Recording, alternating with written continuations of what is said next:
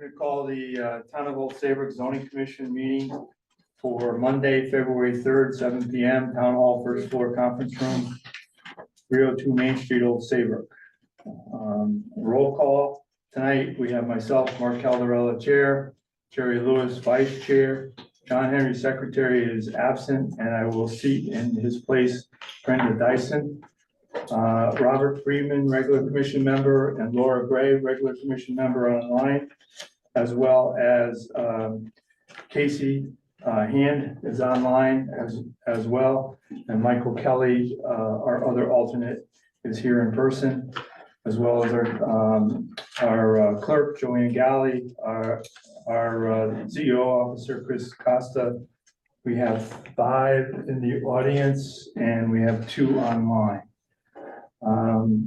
Moving on to regular business, meeting minutes from our Wednesday, January 22nd, Town Hall second floor conference room. Is there a motion? Make a motion to approve the minutes of January 2nd. Is there a second? Seconded by Brenda Dyson. Is there any discussion, corrections, additions? Not hearing any, we'll move on to a vote. All those in favor, signal by saying aye. Aye. Opposed, abstains, passes 5-0-0. Thank you, Joanne, as usual, an excellent job. Any correspondence? No. Chris? Okay, moving on to discussion, update on Thriving Communities Transit-Oriented Development Vision Plan. Megan Jofles, Deputy Director of RiverCog. Megan, welcome. Hi, thank you. Good evening, everyone. I don't know if I am, I'm all set to share my screen, so just give me 1 second here. All right, can everyone see my screen all right? Yes. Great. Thank you. So, good evening, everyone. I'm Megan Juflis. I'm the Deputy Director of the Lower Connecticut River Valley Council of Governments, also known as RiverCog. In case you're not familiar, RiverCog is a regional planning agency governed by the chief elected and executive officials of our 17-member municipalities, which basically includes all of Middlesex County plus Lyme and Old Lyme.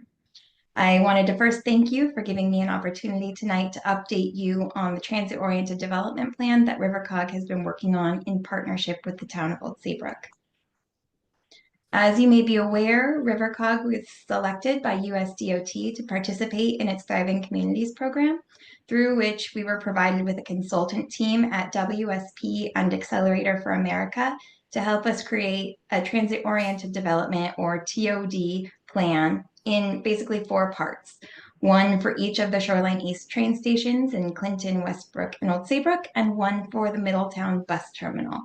So in this effort, we've partnered with the 4 municipalities to make sure that we're capturing the unique priorities for each. The goal of the planning effort is to provide a framework for creating more vibrant, connected station hub areas. And the concept for it, which you can see on the slide in the visual, was to address the limited development capacity often due to septic constraints by encompassing 3 levels of transit-oriented development. So the first level is the transit hub in pink, which are the areas within the half-mile radius of the train station, or what you might typically think of as TOD. The second is the local destinations, which you can see in green. And these are places in the municipality that would benefit from better connectivity to the transit hub. So we knew that we might not be able to achieve the density needed to support higher frequency transit within the immediate station area, given the septic and the land constraints.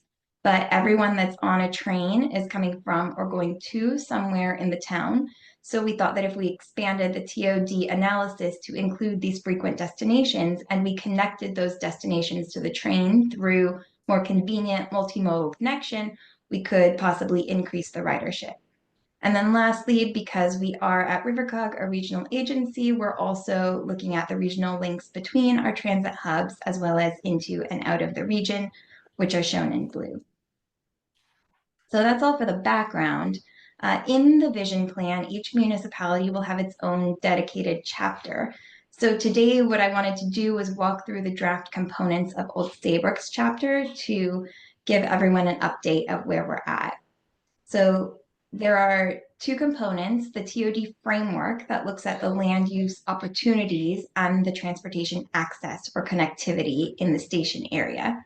And then there's the TOD vision and concepts, which illustrate how this framework could be realized or applied over time through the implementation of concept projects. And for illustrative purposes, three conceptual projects were explored for Old Saybrook.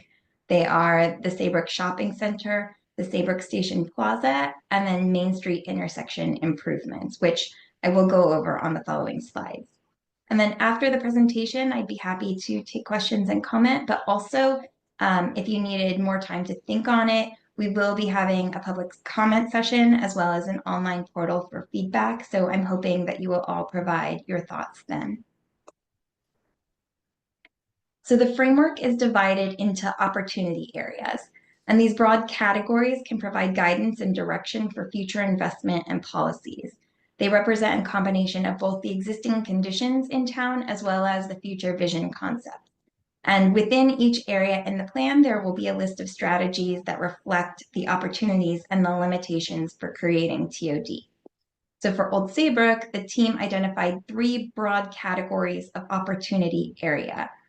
The first is the catalytic TOD opportunity, and these are key sites that are usually larger with high future redevelopment opportunity that could initiate catalytic change in the area.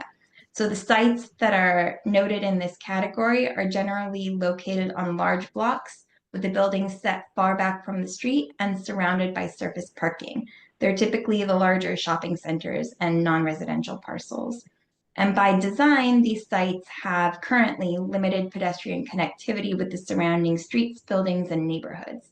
So opportunities in this category require bigger changes that would retrofit the current site layout into the scale of a walkable neighborhood block. The second category is the corridor retrofit.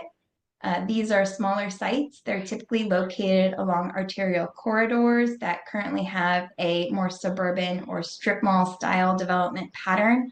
And if redeveloped, they could transform into a more walkable and mixed use form. So in Old Saybrook, opportunities were identified along Route 1, as well as some of the perpendicular streets.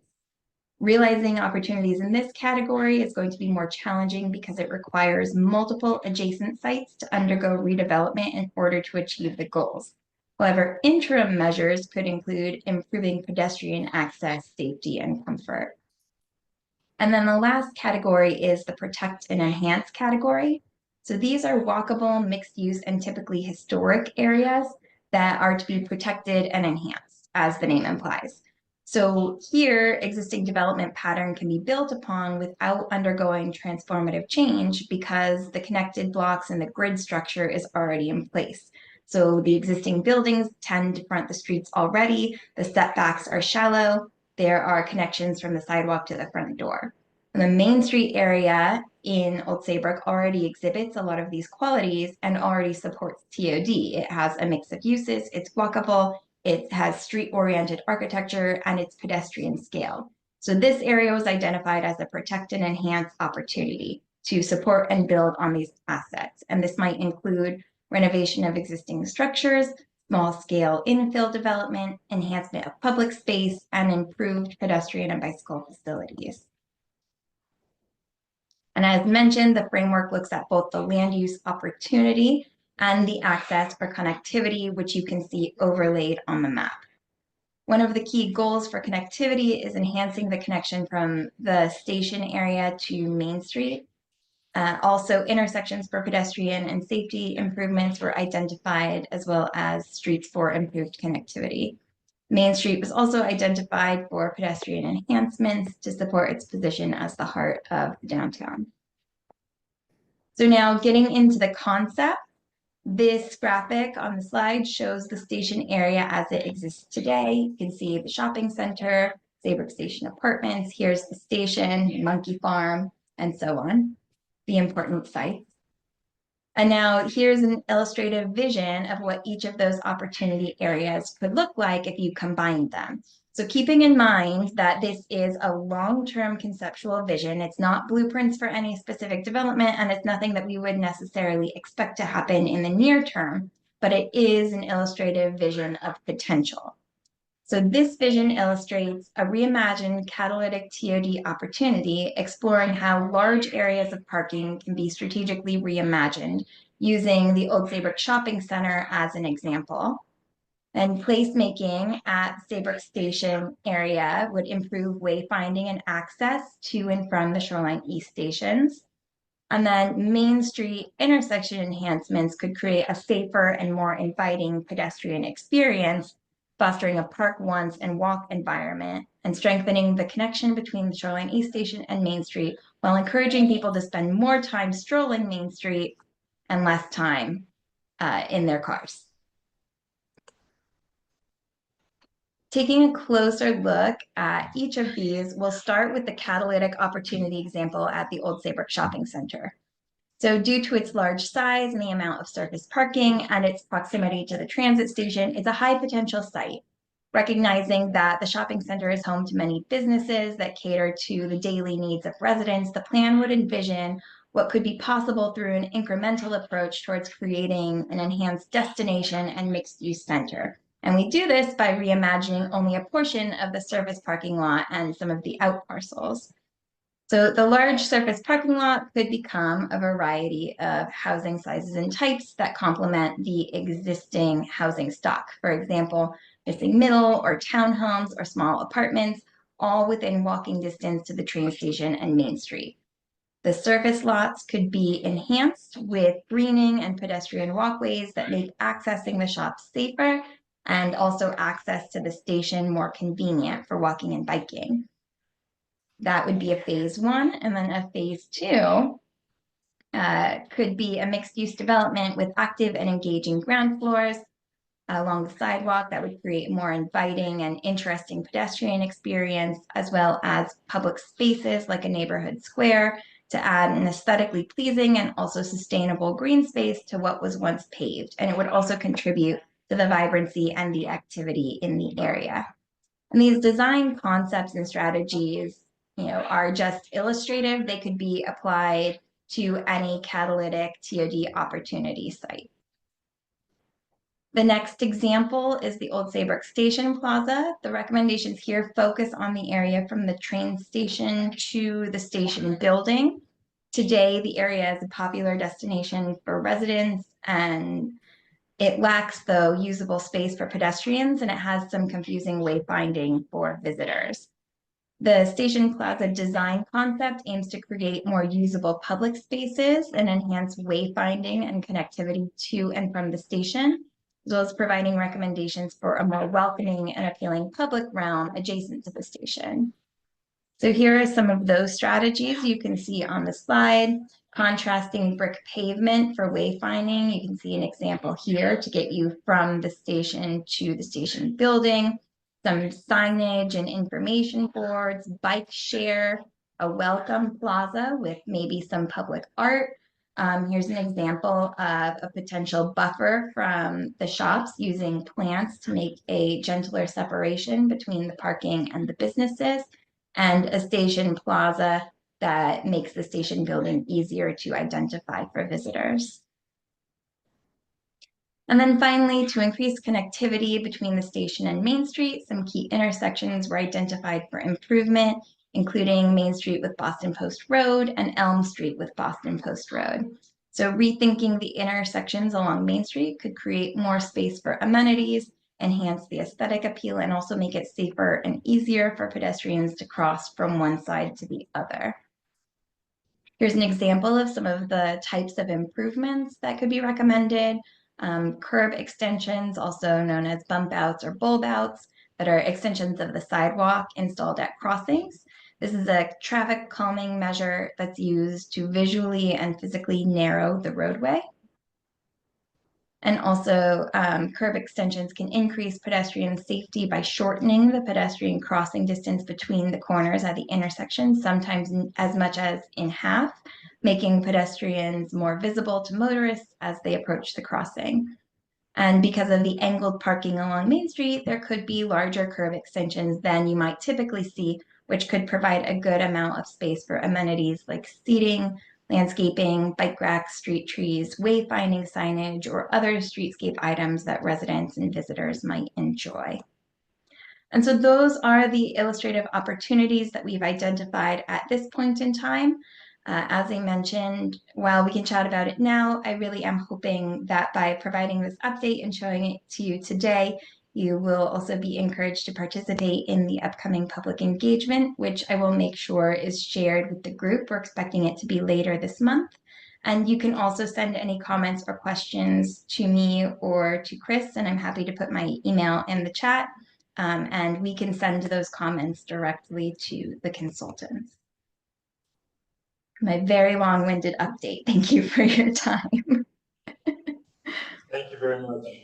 Any questions for Megan's I or have- comments? I have a question on your early map that had a circle. Was that supposed to be a half mile from the train station?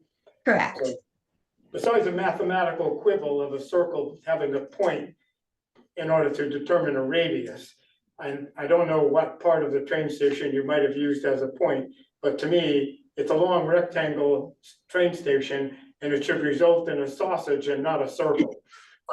But that's just math, right? I also noticed that there is nothing north of the tracks in terms of improvements or housing or transit-oriented development at all. Is that because there's the pedestrian roadway bridge over the tracks, which is 4 traffic lanes wide and no ADA compliant sidewalks? And then when you get to the intersection at Mystic Market and Mariners Way, Route 1 continuation there, that intersection is worse than all the other pedestrian crossings around. So it's not pedestrian friendly at all. And if you were to, I measured by various mapping techniques from the train station to public property near the curb cut to head into CVS.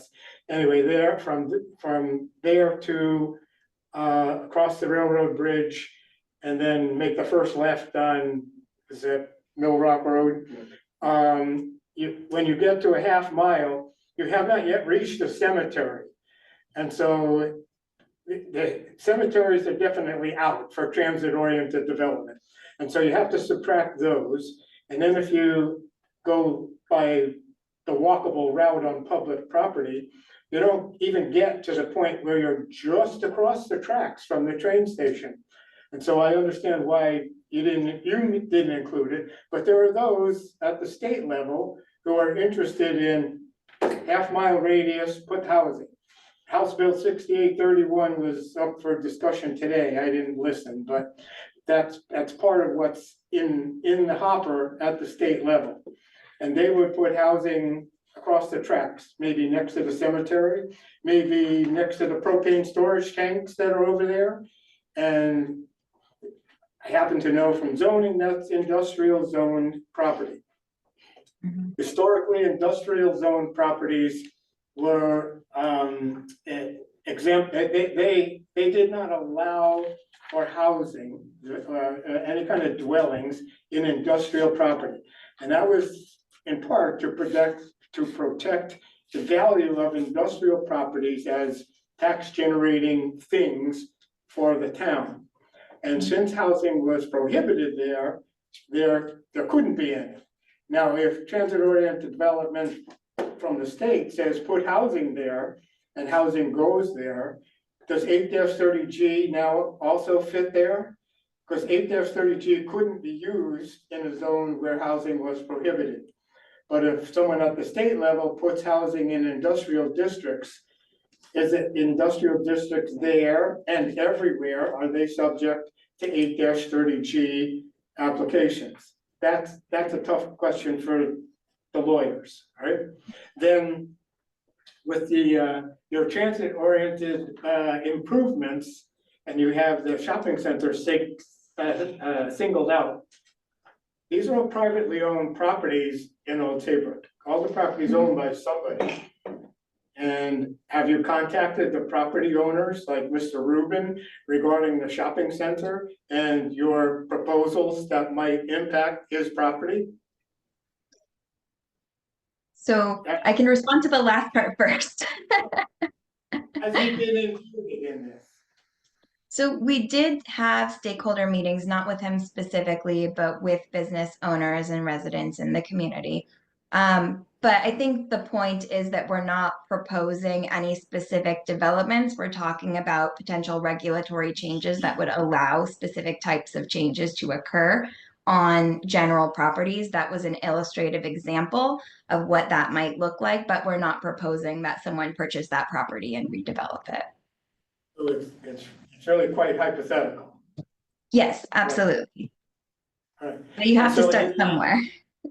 Right, but across the street from the shopping center where there's a grassy area in between Stop and Shop and Elm Street, there's a bunch of residential, single-family housing.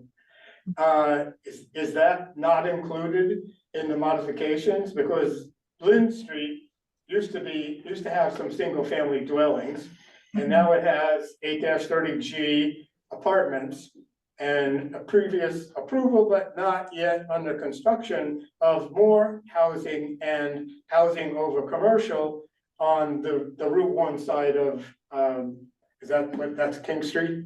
Is that, Lynn Street? That's Lynn Street, right? So if we already have middle housing as, and technically there's small multifamily housing there, then why not include more of the single family residential properties there in that neighborhood?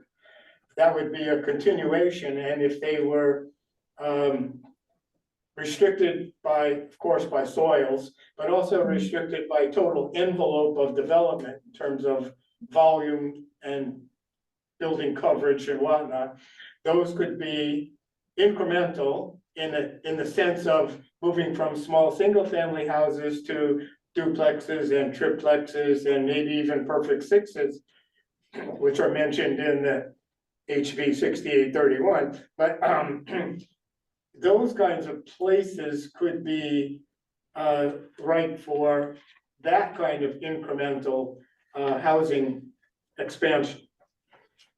And then you get to modifying the, one question specifically about the Elm Street and Main Street intersection. In order to reduce the width of the pedestrian crosswalk, there's something at the corner that had to go away. Did it reduce from 2 lanes to 1 lane on either side of Main Street?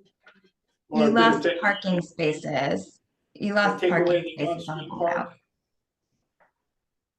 So we have things we've inherited from the past, Mhm. which make changes for safety and improvements quite difficult. And again, it's up to the individual property owner. Because we have had in the zoning regs for years, allowing apartments over commercial in the B1 district, which is mostly along Main Street. And we only have a handful, maybe. And it's not up to us to make it happen. It's us as zoning to make it possible. And we did that years ago, and we only got 5. So zoning's not the roadblock or the bottleneck. The individual property owners have to have some action here. And of course, it's soils restricted. So we'll do what we can, but the pretty pictures aren't gonna happen soon. That is definitely recognized that it will be a process. It's just a first step in recognizing some of the opportunities. I would also like to note there are 3 other components really that will be part of the report. So there's the existing conditions that addresses a lot of the earlier points that you raised about the challenges with the half-mile radius and the north side of the station and the pedestrian access. So that will be documented in there. Hopefully having that will help in conversations with the state. I know at RiverCog, we submitted testimony regarding the bill that you mentioned that brings those kinds of concerns up about the as the crow flies half-mile radius is not necessarily the best way to measure TOD potential. That's why we were looking at the sort of hub and spoke, station to destination corridor approach instead. As far as the other sections, so we have the visions that comes at the end. That's what I wanted to show today. But we also have Nathan L. Jacobson and Associates working on a septic capacity analysis for us in the high opportunity sites. Well, deeper dive on the high opportunity sites, a higher level desktop overview of everything in the transit area for us to have a better understanding of what we might expect from soil capacity. So that might be helpful in furthering future development potential. And then the other thing that Accelerator for America is providing for us is a market analysis where they've done a lot of research with developers, a deep dive on sort of what we might expect to see be developed in Old Saybrook and how long it might take with the current churn of development projects. So that will also be a component of the plan, along with a matrix of potential action items and funding opportunities to help make those things happen. So again, admittedly, a long process starting at pie in the sky, but hopefully by getting some good ideas on paper and some of these tools, we can at least start chipping away at it. Thank you, Megan. What you presented tonight in the slides, are those available on your Rivercog site? We will make them available. Okay. All right, so we can take some time to look at it deeper in preparation. Absolutely. At the end of the month. All right, well, thank you very much for taking the time and coming and speaking with us. Thank you so much. I appreciate it. Yeah, take care. Good evening. Okay, moving on to section 5, public hearings. A, petition to amend zoning regulations, add new section 63.3.1.c.3 materials in the pedestrian node. Petitioner is CF 15 North Main Street LLC. Agent Joe Wren. Action is to open public hearing, continue or close by 3/3/2025 or no later than March 9th of 2025. Mr. Wren. Good evening, everyone. Thanks for having us. Of course, with me is Attorney Casella. Also in the audience, Jane Ellis on the left, who is the executive chairman. Is that close enough? Executive director. Okay, executive director of Connecticut Cancer Foundation at 15 North Main Street. And then next to her to the right is Rich Sassimo and his wife Val, who own Costa Beach. So they're all with us tonight, so no one else in the audience. There is someone on Zoom who would like to speak at the end, Tim Haviland, so if he could be upgraded at the appropriate time, that would be great as well. So to get started, so we had a text amendment that we proposed. We tried to keep it as short to the point, simple as possible. We provided that. We went to the Planning Commission just a couple of weeks ago. They provided a favorable recommendation with some changes, some recommended changes to what we had originally proposed. And then subsequent to that, we provided a new updated one, which you all should have in your packets. Essentially what it is, it's adding a new subsection, 63.3.1.c.3 is already in your regulations. We're adding another C to that for materials. And you have this in front of you, but I'll just go through each of the items just to explain those items. Mr. Wren, is that the 1/28/25 date? Yes, Yes. yes, that's correct. It should be, yes, 1/28/25 is the date. Okay. I'll thank Ed for having us put the date on that so we can differentiate. But it does have 3, and then it has A, B, C, and D subsets to that as well. So starting out with number 3 that we would add for sites within the pedestrian node. So any of these sites would have to be in a pedestrian node for pedestrian purposes. The commission may allow within the front landscape area, in its discretion, of course, dry laid concrete paver plazas, walkways, and other hardscape materials that meet the following requirements. So right now, the regulations in all the business zones, you have a front landscape area, and within that front landscape area, it has to be landscaping, it could be green grass. You could have a 5-foot sidewalk that is a 5-foot wide sidewalk that is exempt from that. Shrubbery, mulch, usually bark mulch or tree mulch, those types of items. No hardscape materials are allowed within that 25-foot area at all. So the main purpose of this is to allow, we had originally suggested 25% of the front landscape area.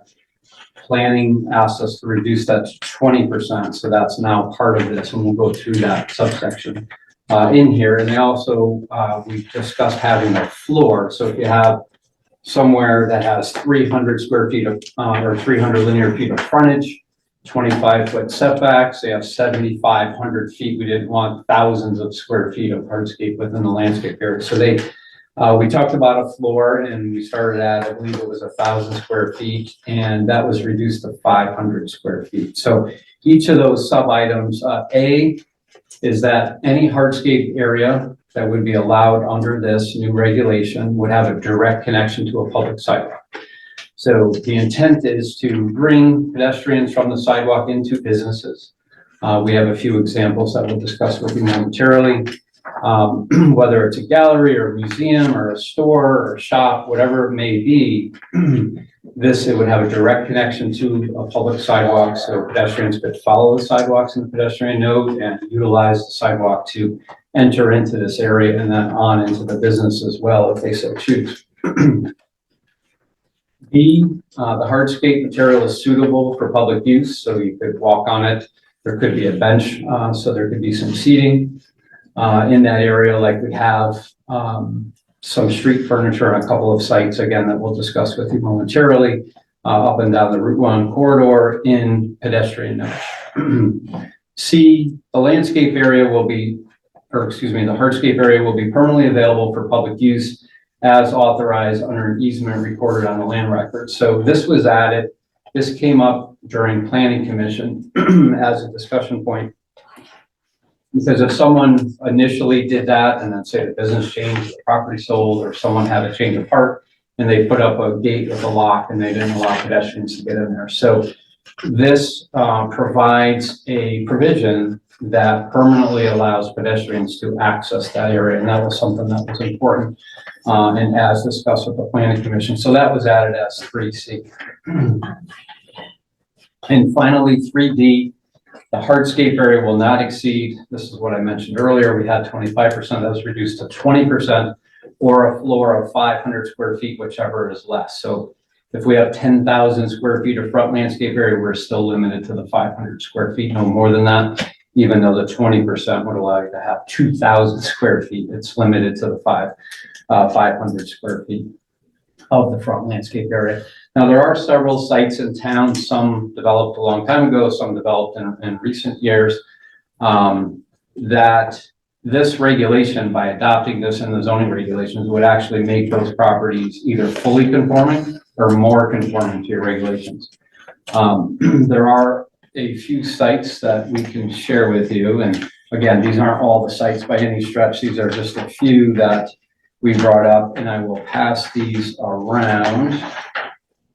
So the first one is 1667 Boston Post Road, which is Wayback Burgers. That's in the B4 zone. Wayback Burgers is a corner kind of liner building on that intersection, but they have a concrete dining patio right up close to the road there, fully within a 25-foot landscape buffer. That area is about 330 square feet estimated. So forth. So that's one site, just as an example. With this adoption of this regulation, it would make that site conforming or more conforming. Second site is, I believe it's 929 and 923 Boston Post Road. That's where the old bowling alley was. It's currently a Dunkin' Donuts drive-through and Agway. Out in front of there are 4 areas that have concrete pads with benches on them. So connection to a public sidewalk, there are benches for pedestrians to rest and watch traffic. But again, they're concrete hardscape areas within the front landscape area. This next picture is also 923 and 929. And you can see 2 additional 2 additional concrete pads. So on that site, there's 300 feet of frontage. But there's about, I believe the number was 412 square feet of hardscape within the 25-foot front landscape area. Now the next one, I have several of these, so we can put a couple on each side. This is 15 North Main Street, which we all know it as Connecticut Cancer Foundation, used to be Connecticut Sports Foundation. There are 2 pictures there. These are from last September. They're Google Street View images, and it gives you 2, one closer and one zoomed out view. And they have a paver area. It's an ornamental plaza, pedestrian plaza, whatever you'd like to call it. They also have their main sidewalk is 6 feet wide versus the exempt 5 feet wide. So they have a total of 438 square feet within the 25-foot front landscape area. And having this regulation adopted would also make this site conforming to the zoning regulations as well. Now, again, there are admittedly many other sites, but these 3 we thought of right away, and we didn't want to come in and discuss 30 sites. We know that there are other sites, but these are 3 that popped in our minds and that we wanted to discuss with you at the same time. So why it's important that Jane Ellis, the executive director from the Cancer Foundation, is here with us tonight, and she's the applicant to this, is I know some of you have been on the board for many years and you know the history, but it's important because she's the applicant and this would make her property conform. So just briefly, I don't want to take a lot of your time. Ed's been here, I've been here, we've talked to some of you on different modes of trying to make something work for the Cancer Foundation. That's a 501c nonprofit 501c3 that help many cancer patients every year. So the very short, brief history of this is we came into you, you all remember that the grouse perch was there that had burned, the property was disheveled for a few years. The Cancer Foundation was looking at another site south of Route 1 and that didn't pan out. And then this site came available and they looked at the site and they purchased it to utilize the historic home on site, but expand it and create a gallery space. Jane's husband, John, was a Major League Baseball player who was stricken with cancer in his 30s. I believe that was lymphoma. And since then, he started the foundation, the Connecticut Sports Foundation. This is their 37th or 39th, 38th year this year. So it's been ongoing every single year. They have a large dinner at one of the casinos every year, and they invite Major League Baseball players, former and current, to generate funds. And all those funds go to running the 501c3 and providing, Jane could tell you a million stories, but it's not really subject to the application, but many cancer patients, young and old, and their families all year long. So that's their purpose and that's what they do. So we had come in for the site development. We got plans approved. They built a beautiful building. I invite all of you to go in. It's very beautiful inside. Art gallery space, very nice feature for our community. And after the building was going up and they were starting to do the landscaping, a very generous landscaping company called Torres and Stone and Garden, they came down and they offered to do the walkways and the hardscape work at no charge to the 501c3. So it wasn't on our original site plan. They created some beautiful paver walkways, and out in front of the building, as you can see in those pictures, they built a paver, dry laid paver patio, which is it's in the shape of a very miniature small baseball diamond because of John Ellis's history with baseball. And all the paver bricks on there, the intent, I believe 25% of them as of today are printed. But folks can come in and either in memoriam or to generate funds for the 501c3, they print the names of patients or families in memory of, print their names on these cancer bricks. So they did that after the fact. It was not on our site plan, on our special exception site plan that we brought to you.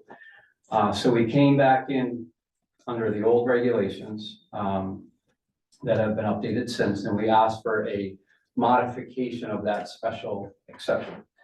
There were 3 or 4 items on that modification, and this commission, zoning commission, granted all of them except to retain the pavers that were installed pro bono by the landscaper at the time.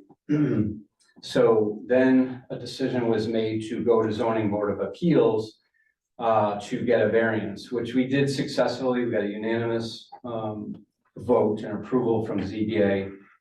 But the zoning board, just to bring everybody up to speed who wasn't here at the time, sued ZBA for that decision, and that decision by ZBA was overturned. The judge disagreed that it met the regulations and that there was insufficient hardship, correct, in that case. There was some discussions with the judge over time, and nothing really ever came to fruition. So here we are now, several years later. We had COVID and lots of delays and so forth.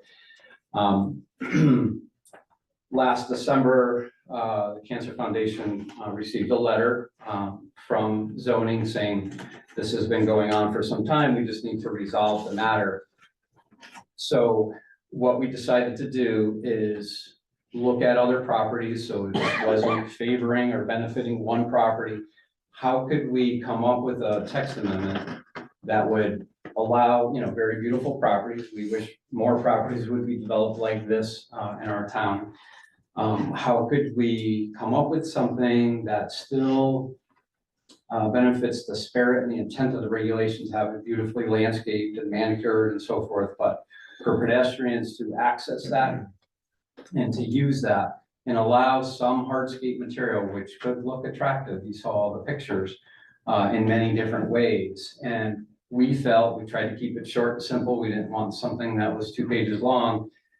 Keep it very short and simple that would benefit other properties. What Megan was just talking about, you saw liner buildings, you saw walkways and landscape close to the street. So something like this would eventually in the future benefit that type of development as well. So the idea is that the reason why Jane is the applicant is because by adopting this, this would make her property, the Cancer Foundation property, conforming to the zoning regulations. And the back and forth over the time, in court, out of court, in different commissions and so forth, it would be over, and it would be a long time coming. It would resolve a lot of inherent stress that Jane's had over the time. And me too, I always took this to heart personally, and I know that Ed has too, because we just feel that it's right and it's correct. So one last thing I wanted to mention before I get into the petition is when we first came through, there was the intent of the regulation is just to have 25 feet of street greenery, landscaping, and natural mulch materials and so forth. But in that regulation, it did discuss allowing or exempting a term ornamental plazas, but in those regulations, ornamental plaza wasn't defined. So there was some discussion of what is an ornamental plaza, and is that what we're proposing? But the zoning commission at the time felt that it didn't meet that regulation, and there shouldn't be anything in there other than landscaping. So again, we tried to make this as amicable as possible, bringing other sites into conformance or into more conformance. If someone is 550 square feet right now, well, it brings them closer to conformance. And the planning commission, with those adjustments that we discussed before, they were in agreement and they provided a favorable recommendation.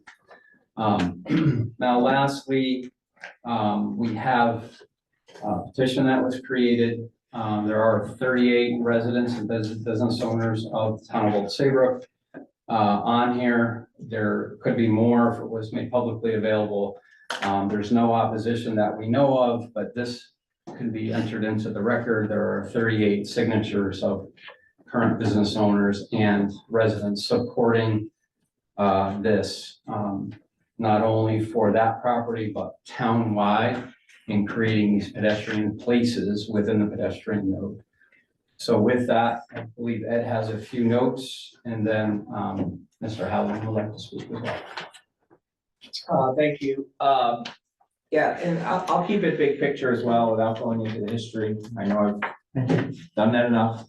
But I want the commission to think about this regulation from a policy perspective, because right now you have a front landscaped area and the B2 and the B4 is 25 feet, and then the B1 is 10 feet. And there are 0 exceptions except for walkways under the regulations, 5-foot walkway max, right? So the reason we pointed out the Dunkin' Donuts property and the Wayback property, Wayback was approved 2013, and that entire seating plaza is on private property. Dunkin' Donuts was approved in 2018, and those little rectangle seating plazas are on private property. So those are the type of streetscape improvements which actually aren't allowed right now in Old Saybrook. So that's the policy question you need to answer. We understand front landscaped areas, understand buffers, but what do you want? A front landscaped area with 0 exceptions for seating areas? We just spent 15 minutes going through a plan talking about trying to make areas in town, particularly commercial areas, more walkable and more aesthetically appealing from a walkability perspective by adding streetscape improvements.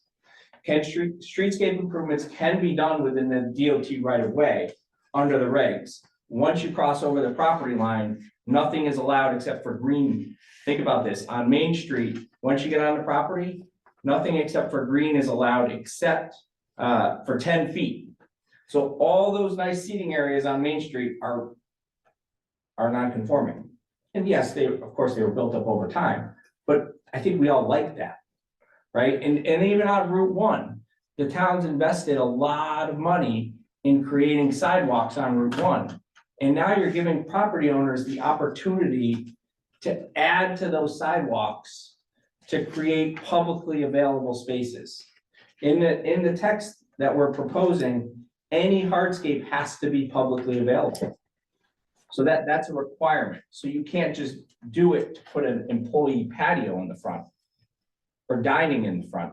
You need to have it publicly available and have an easement recorded. So that's the big picture policy question for this regulation. Do you want a regulation which allows 0 flexibility except for 5-foot walkways? Or do you want to add a little bit of flexibility to add hardscape improvements within that front landscaped area? This regulation, like I said, will actually bring those 2 properties into conformity. It'll bring 923 Boston Post Road, Dunkin' Donuts, Smithland, and it'll bring the not Max's Place, West Marine development, the Jake's Wayback Burger. I don't think anybody drives by, looks at those and says, that's awful. So this gives developers an opportunity at your discretion, right? To create more of these things, which will then just make people feel more comfortable walking down the sidewalks. I think, we all probably thought 15 years ago, who's gonna walk down Main Street or Route 1? But the more you develop and the more you allow property owners to develop improvements that make it more aesthetically pleasing, people are gonna walk. The Planning Commission, we did go to the Planning Commission, Joe referenced it. And under the POCD, there are specific provisions that they referenced, policy 1, policy 2, policy 3 on page 70, that all talk about strengthening business sectors, Route 1 corridor. Champion complete street improvements to improve walkability and aesthetics of Route 1 to promote economic benefits of streets that serve pedestrians, bicyclists, transit riders, and motorists. This is in the Plan of Conservation and Development that gives this commission guidance as to how it can use its regulatory abilities moving forward. So I think that's what we're asking the commission to do, is to make the decision here that, okay, we'll allow limited hardscape for specific purposes within those front landscaped areas. That's what this regulation does. Thank you. Is your presentation complete? Yeah, just one clarification, and Ed had mentioned it, and I touched on it, but it would have the discretion of, since it's everything in the pedestrian node is special exception, right? So The ARB would have discretion, if someone proposed something, put it on paper under this regulation. The planning commission, if it got referred to PC, they would have some say on it if they wanted it laid out a certain way, or if they didn't think 500 square feet was appropriate in that, they could ask for less. It's just a, you know, it's a maximum requirement. And then finally, it comes to this board, and you have say in it. So it's not really like a blanket approval that everybody gets 20% or 500 square feet, how it is. You may not, you may want it curvilinear instead of rectangular or something. So this board will have say in how it looks and how it's being proposed. But these examples that we provided to you are, you know, how something can be done appropriately and look nice at the same time. And I do have one more thing, and I'm gonna go against what I said earlier and not talk big picture. But the part of the reason for this baseball diamond was to sell donor bricks. I don't think we've mentioned that. I know the commission probably knows this, but many donor bricks have been sold. So obviously they want to retain those donor bricks. They can retain them in this area, call it a Memorial Plaza, have direct connection. There's a direct connection from the sidewalk, have seating areas. You know, that would all be back before you, but that's our hope, is to be able to retain that for the Ellis's. And I think you know, this is a cost thing for them. And I think from the beginning, neither Joe or I have charged for any of the local work that we've done. And it's been a lot. We've done a lot of local work, starting with P&Z, ZBA, coming to you a few times, zero. So we're not here making money on this. We're here trying to support them to be able to allow them to, you know, focus their money on where it should go, which is, you know, it's creating a cure for cancer. Okay. Thank you. Anyone else on your team to speak? Anybody like saying? Are they're part of the public, or are they on your team? Just for clarity, for record, that's all. Kind of both. Okay, Yeah. so since this is a public hearing, we'll open up to any comments either from the floor or online for or against this application. And if you could identify yourself for the record, please. My name is Rich Sursasimo. I own Pasta Vida in Old Saybrook. I'm also the vice chairman of the Connecticut Cancer Foundation. It's a wonderful organization, as I'm sure most of you in this room know. And we've been going back and forth trying to get this approved. And Joe and Attorney Casella have done, I think, a marvelous job today in explaining to all of us how it could work. And we don't have to take those bricks out and have Jane and her foundation spend a lot of money in order to do it. We're all reasonable people that they've been trying to find a way for 3 or 4 years to figure this out with the town without having to go through attorneys. It's a great town. We all love being here. And I think to support the Cancer Foundation with some reasonable way of making this work would be in everybody's benefit. Thank you. Anyone online, raise their hand, please.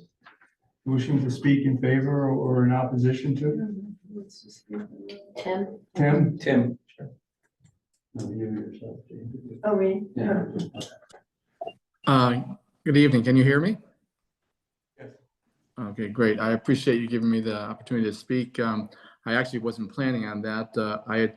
My wife and I are longstanding Old Saybrook residents, and I quite honestly been watching this issue or dispute from afar for a little bit, and I thought when I started to get more involved with the CCF, and most recently this past month joining the board, I was surprised that it was still an outstanding issue, and so I thought I'd give a call to Chris and see if there was a room to find some form of reasonable people, find a reasonable solution for all this, because at the time that building was built, at the time the landscaping was subsequently done, it was just an enhancement to the area. And I thought, this is great. This is what Old Saybrook needs, is more things like this. And so to have it, a lot of time, spent on defending or challenging that issue, to me has not been, everybody's got to do their job, but it just seems to be, to me, not time well spent. But I think the point of my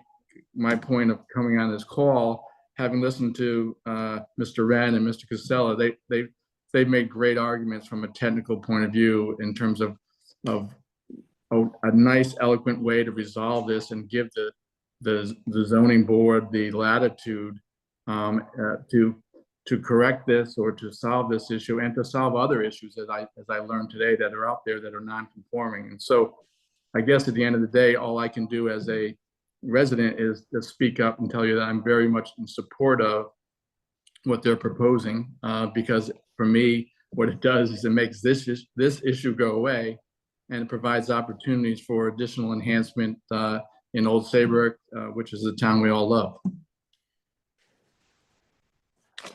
Thank you, Pete. Is there anybody else? Oh, that's it. Anybody else online? And at this point, open it up to the commissioners for comments and questions. All right. I have another math question with regard to Mr. Casella's point. It's not non-zero, because where other properties have things in the front landscape area, because Duncan, as you showed, has a bench and a little concrete area between the sidewalk and the retail store building. And what's it, Wayback Burgers? That building is only 10 feet from the property line based on the pedestrian node location. And it can't have 25 feet of front landscape area. There's only 10 feet. We'll leave it at that. And so where you can have 25 feet of landscaped area, you're supposed to have 25 feet of landscaped area, except as stated in section 68.1.3.3, sidewalk or path. Any development may make use of its proximity to a public sidewalk or its own on-site paths to create an outdoor space by bumping out a space of not less than 18 square feet on either side of the walkway, such as for a bench or picnic table. The photos you showed us had benches. I didn't see any picnic tables. Did I miss one? But they may have availed themselves of 68.1.3.3, and therefore it's not zero. They exist. And there's a way to have a space for a bench or a picnic table. And it would be, pardon me, it could bump out a space on the side of its sidewalk, right? And ostensibly we might have a discussion as to whether or not that could be in the front landscaped area. That's a different discussion. I have a question about the hardscape. Wait, is there a definition of hardscape that you have used in your proposed text? So right in the beginning, subsection 3 that we're adding, it says, and we went back and forth on this a little bit, but it says, for sites within a pedestrian node, the commission may allow within the front landscape area in its discretion, dry laid concrete paver plazas, walkways, and other hardscape materials that meet the following requirements. And then we have A, B, C, and D. Now, we didn't want to say had to be permeable because we were trying to make other sites that are non-conforming conforming, like the two that we showed you. The other sites may be conforming under the 68.1.3.3. They're much larger than, so they have, like, the Dunkin' Donuts site has 412 square feet. They have something that's attached, contiguous with their walkway. It's not a walkway and then a separate thing. And it's on the walkway, either the sidewalk parallel to the street, or is there one where it's the walkway that leads from the street directly to the door of the building? Well, that's what ours is. I'd have to look for examples of that, but I didn't see any tonight. And when you mention pervious pavers as a possibility, that's not going to work because pervious pavers is in the definition section, section 9.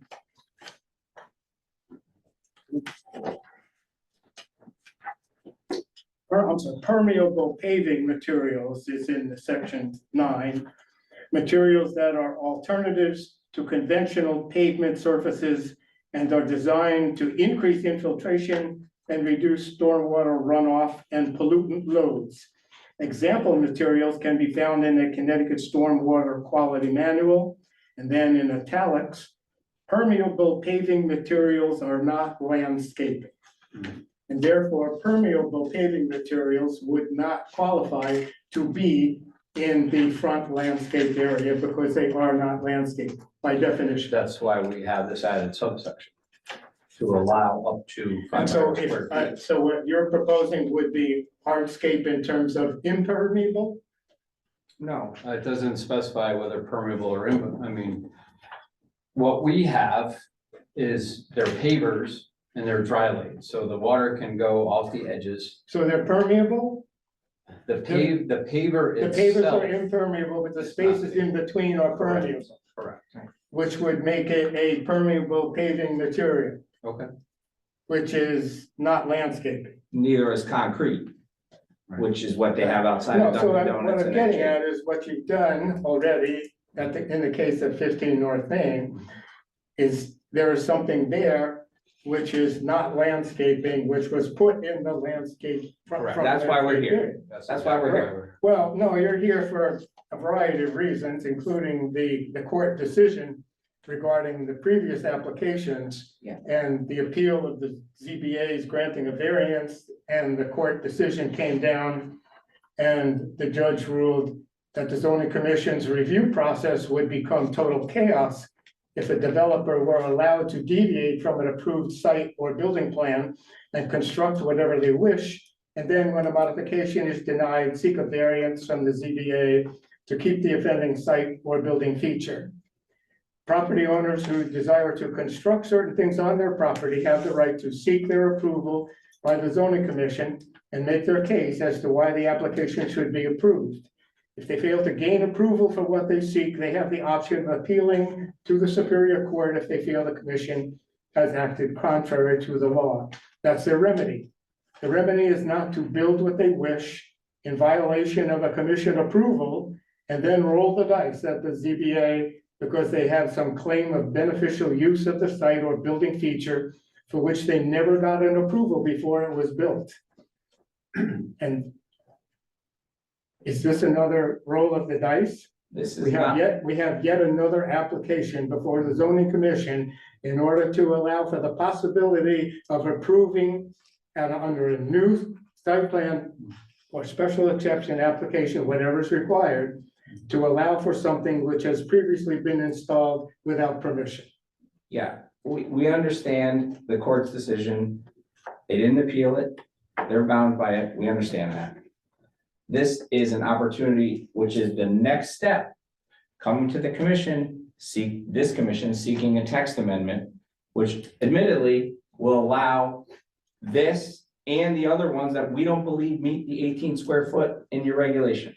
So there are several examples within the last 10 years of other developments. that have Well, I been don't built. think the other ones that you might cite as examples were installed without permission They, and thereafter had variance applications, were they? no, of course not. No, so this is different. It's not the same. But the bigger picture question is, do you want property owners moving forward? And if your answer is no, that's fine. But do you want property owners moving forward to be able to install streetscape improvements more than 18 square feet on their property? It's That- not- that's no, no, all no, that no, allows. No, I think. Walkways You and may 18 have square feet. misread that, because 68.1.3.3, any development may make use of its proximity to a public sidewalk or its own on-site paths to Yeah. create an outdoor space by bumping out a space of not less than 18 square Okay. feet. It could be more than 18 square feet. So the opportunity to provide for public pedestrian resting places, benches, or picnic tables or whatever is already there, greater than 18 So square feet. one of the frustrating things is, that's what we have here. We have that on this site. It's coming off of the sidewalk, which runs from the, You can get to it Streets- directly from the street? no, It you doesn't can appear get, you It can doesn't appear that way here. You have to go from the street toward the door on the walkway. and then turn. That's what the And there's regulation no says. direct connection to the street. Read the regulation one more time. Right, it can be from from a sidewalk. Correct. All right, so under that interpretation, you have something which might have already been allowed, except for the fact that it was not part of your special exception Understood. and all that And procedure. that's why we've and gone through that all, stuff that that's was why before. we've gone through all these steps. So basically, you don't need a new text amendment.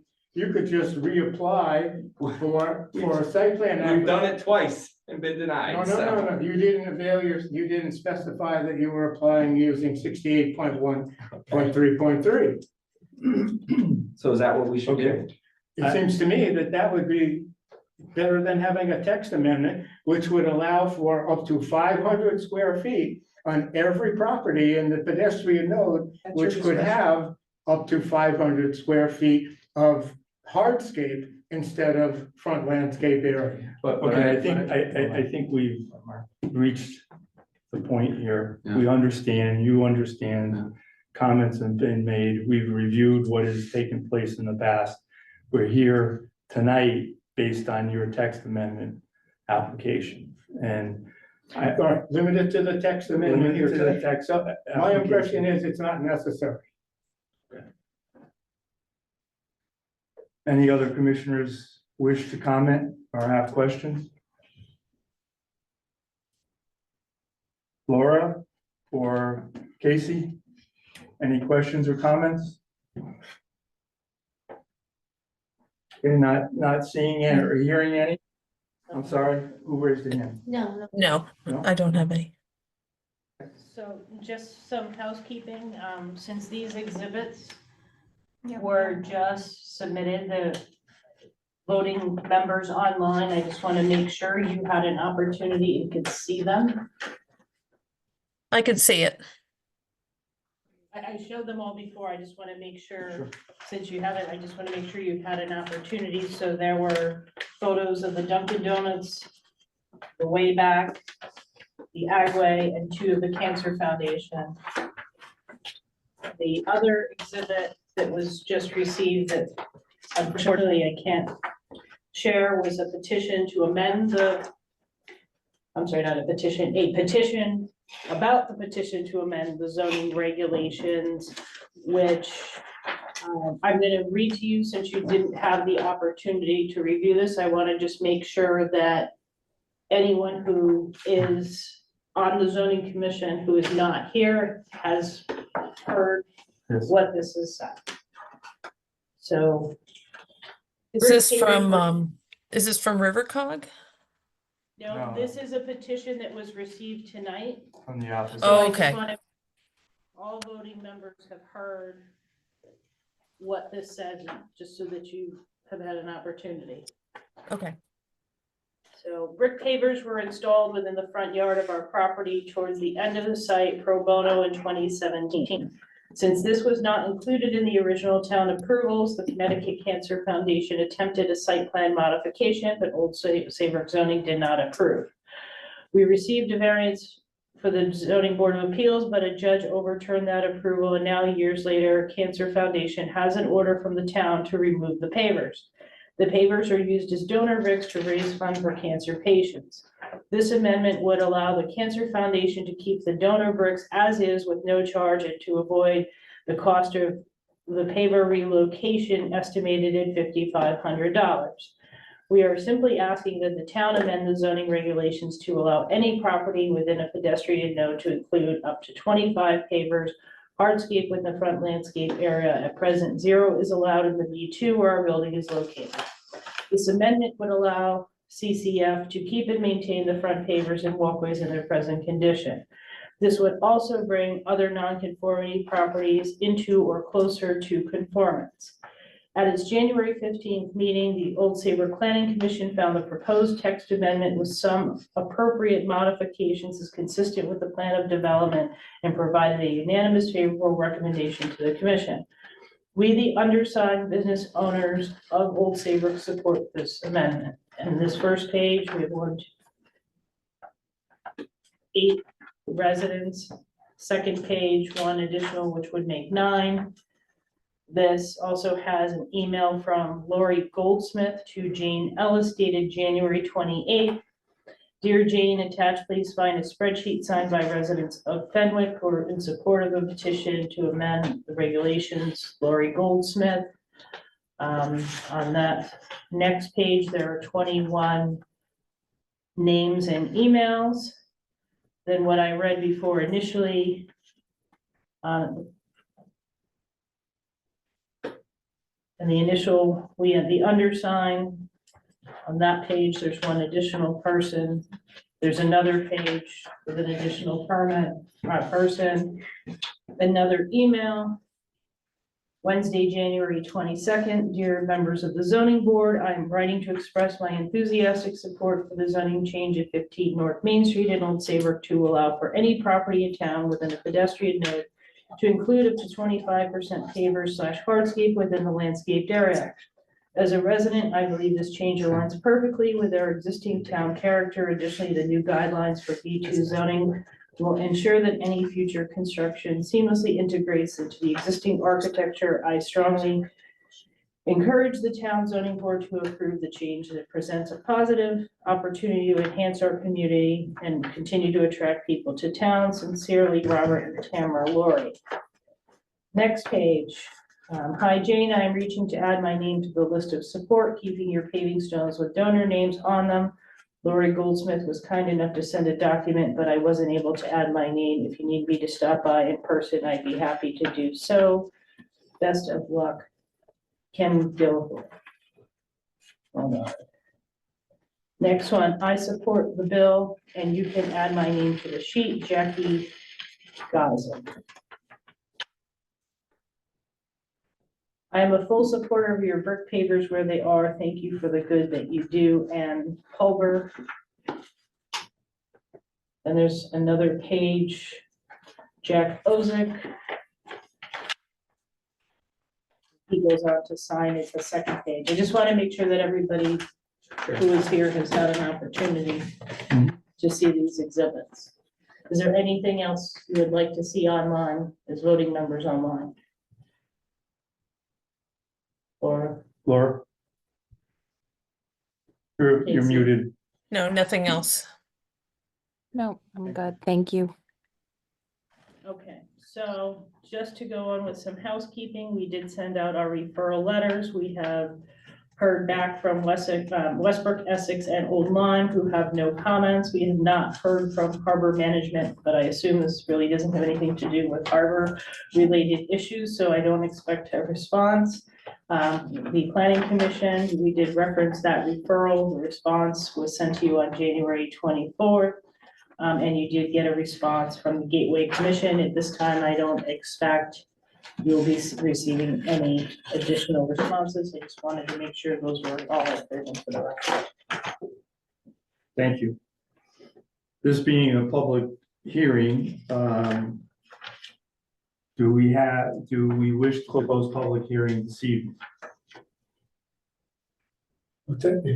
Do we wish to close public hearing this evening? Do we have enough I don't need materials? any further information. I don't either. Laura?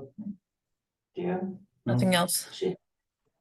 So, motion is made to close the public hearing this evening. Is there a second? Seconded by Jerry Lewis. Any other discussions, comments? In favor, signal by saying aye. Aye, opposed, abstains, passes 5-0-0. Do we have enough information material this evening to deliberate? Okay. I will put out to the commissioners a motion. Is there a motion to be made by anyone? I will make a motion to deny the application to amend the zoning regulations to add a new section 63.31C3, materials in the pedestrian node. Because the existing regulations are adequate to provide for what pedestrians can benefit from in the pedestrian node. Seconded by Jerry Lewis. Is there any discussion by the commissioners? Not hearing any, we will move to a vote. Those in favor of the motion to deny, signal by saying aye. Raise your hand, please. 1, 2, 3, 4. Those opposed? Laura, you're opposed? I'm opposed. Just clarify, any abstentions? The denial passes 4-1.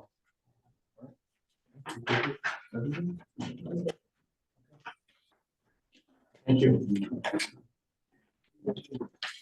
Moving on to committee representative and staff reports. So I forwarded a letter that I received from Parks and Recreation for your review. This has to do with, some of you are familiar with in 2009, the 45 Ferry Road, a soccer field was constructed.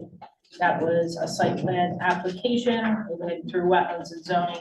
At the time, there was only a $50,000 budget for the improvements.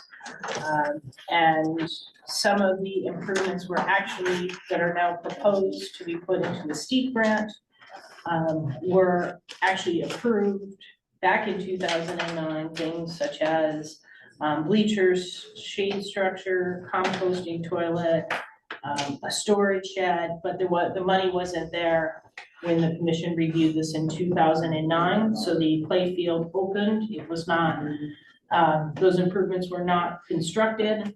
So the Parks and Rec and the town are looking to go for a grant to make these improvements. Nathan L. Jacobson and Associates is doing the design and would provide the cost estimates and would oversee the work. The one thing too is that by the description of this would be completely revamped. The soils from the field are poorly draining. So they would all be removed and replaced. For some of you who were on the commission then, the property was purchased by the town for $1. The town partnered with the Hope Partnership, and there were some environmental issues there, and I suspect that the soil is poorly draining because at the time it was part of the remediation effort, and it's just not good for fields. Yeah. So the question from Parks and Rec, the director, Ray Allen, is how to go through and permit this, and could it be something handled administratively? You've already reviewed this once as a site plan review. It was not a special exception. So that's what the question is here. So it's questionable, basically, could you handle administratively versus an application before the commission? Correct.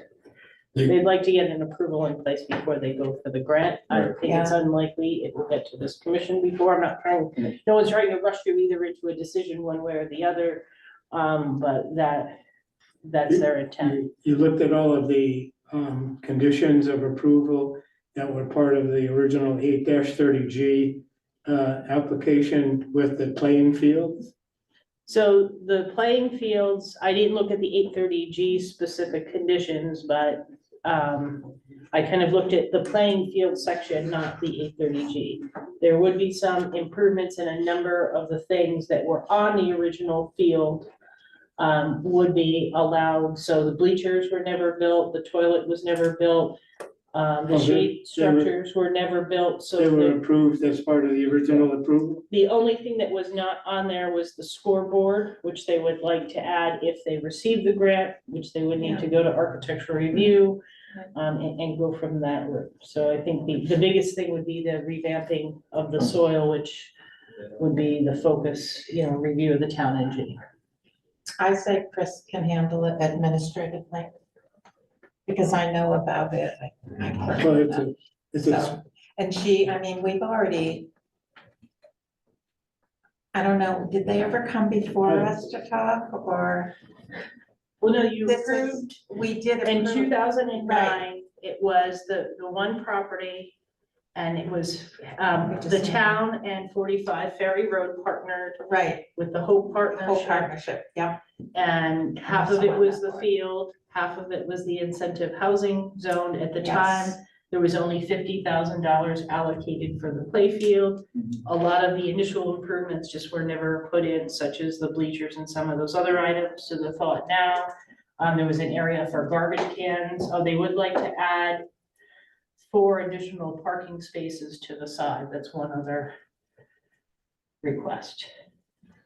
I know that, happen to know that playing field is small. It's on the small side of small, and it's only used for limited athletic activities because of its size. So my concern is that additional parking and or facilities, including bleachers and whatever, not reduce the size of the playing surface and its safety zones around the So, sides. so it would be the same size. The problem is, because it's so poorly drained, if there's a lot of rain, they can't use the field.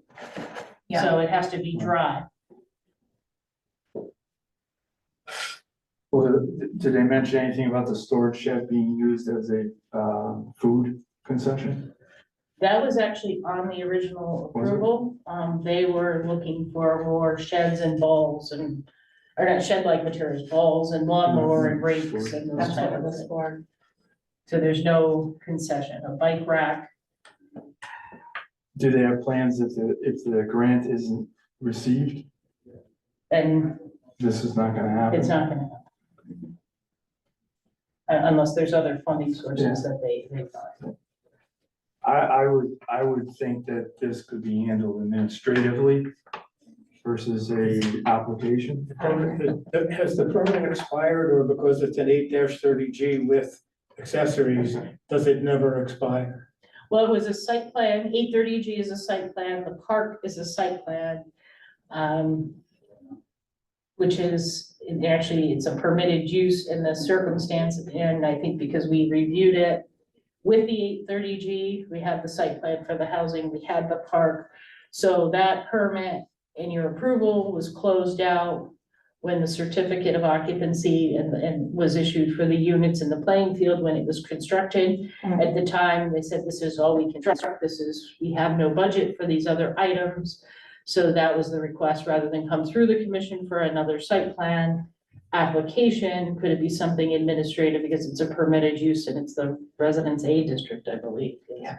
But I don't think our regulations have been changed since then to make what was approved not approvable today. And in the sense that it was applied for originally, but not constructed, and the rules have not changed, it would seem logical to expect that it could get approved again. And in that sense, to handle it administratively for the town as the applicant, it would be the town as the applicant, or is it The town. the town? Okay. If it's a town as the applicant, then if it can be approved administratively, then that would be the way to do it. I don't know if it's legal. That's my question. And I'm not sure why it wouldn't be Yeah, legal. why? I don't understand that part. I think, Why? What? Why do you think that? Because the Yeah. original approval has I don't- expired. Oh, well, they're not asking, but they're not. so in the Residence A district, a park is a permitted use. It's an as of right permitted use. So kind of peel away the incentive housing zoning part of it. They're not asking to build a different park. They're not asking to build different fields. Oh, I get that. No, it's just, and I would expect that it could be approvable again, if there was an application. The question is a matter of legal proceedings. Is it okay to approve something to be built that was previously approved after the application expired? So they're asking for a new permit. They're seeking a new permit. Oh, a new permit, so. And oh, what the question so- is for the rain garden, the shed, Right. the compost toilet, the bleachers, the shade structures, the pad for the bike rack, and the parking lot garbage area, which were not constructed. Could they do that administratively, or do you want a Right, full so, review? well, let me rephrase my question.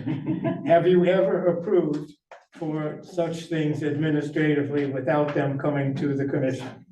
Yes, with the permission of the commission.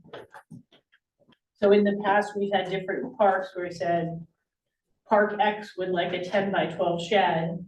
Do you need to see this as a full site plan, or is it something that's minor that could be handled? If it's plausible to do it that way, then I think it should be done that way. Agree. I'm just trying to make sure that we're. I doing hear things- you. Doing things Can you legally. hear us? Okay, good. Okay, I think that's about it. Really? There's a motion to adjourn by Jerry Lewis, seconded by Bob Freeman. Any discussion, all in favor, signify by saying aye. Aye. Passes 500.